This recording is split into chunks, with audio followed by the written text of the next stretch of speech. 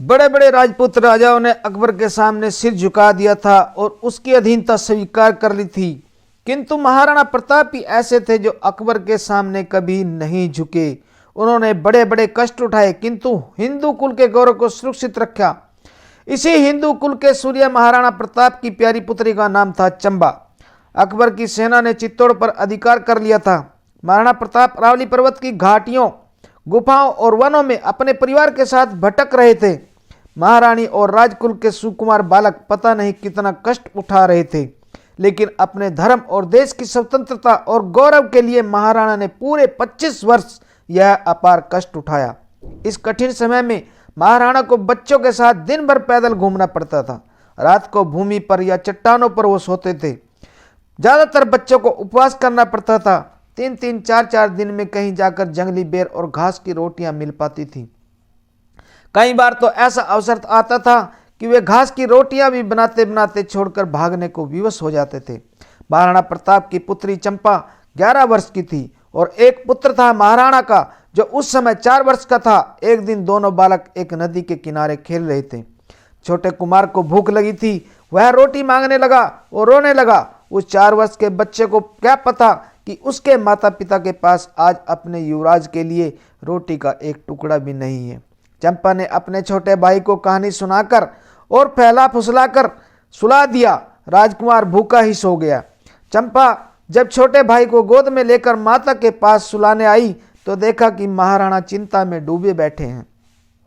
उसने पूछा, पिताजी आप चिंतित क्यों हैं? महाराणा ने कहा, बेटी हमारे यहाँ एक अतिथि आ गया है और आज ऐसा दिन भी आ गया है कि चित्तौड़ के राणा से यहाँ से अतिथि को भूखा जाना पड़ेगा।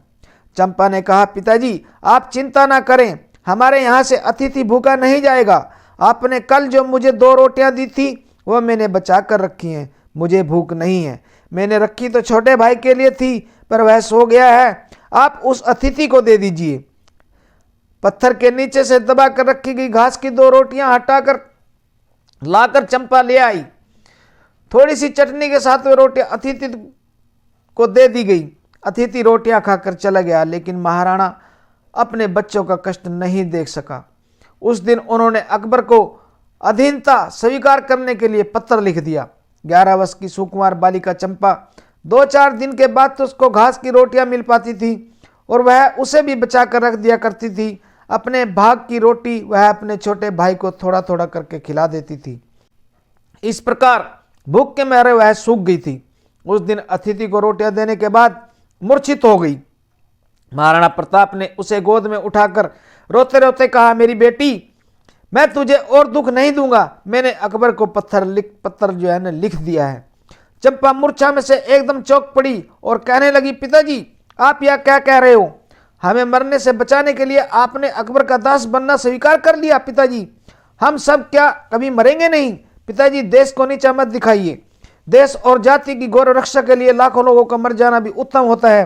पिताजी आपको मेरी शपथ है, आप अकबर की अधीनता कभी नहीं मानोगे।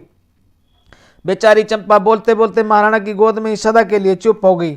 लोग कहते हैं कि अकबर के दरबार में महाराणा का पत्र देखकर पृथ्वीराज ने महाराणा को पत्र लिखा और उसे पढ़कर फिर महाराणा ने अकबर के अधीन होने का विचार छोड़ दिया।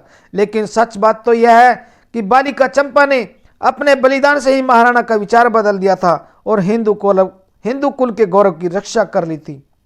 तो दोस्तों आपको अगर मेरा वीडियो अच्छा लगा हो आपको तो इसको लाइक करना, सब्सक्राइब करना और दोस्तों जय हिंद जय भारत।